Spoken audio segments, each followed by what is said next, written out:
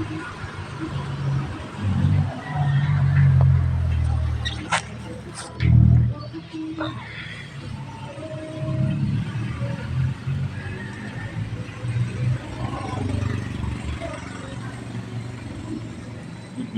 mga kamitik. Magtanggal tayo ngayon ng fuel pump ng CNG pickup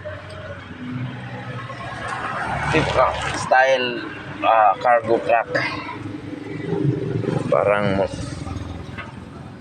sinlaki lang ng bunggo. Ito nga pala, tinanggal ko na yung mga screw sa fuel pump.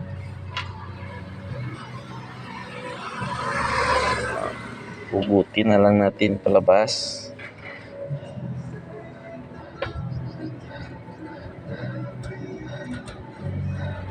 Ito na po yung fuel pump. Dahan-dahan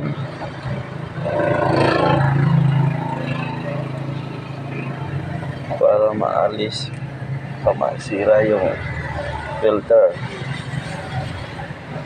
Kasama din yung float.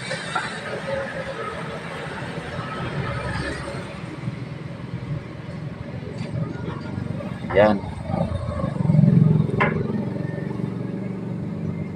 Natanggal na yung pump.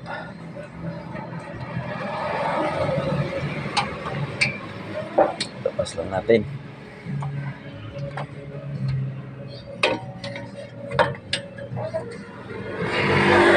Dinaon lang natin ng konti itong fuel tank para hindi natanggalin. Malaking trabaho. Ito na yun.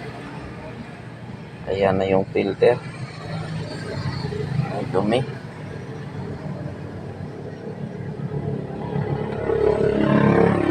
Dumi na ng fuel filter.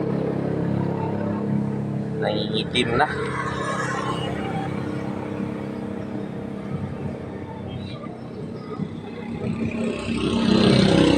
Bomba na sa loob.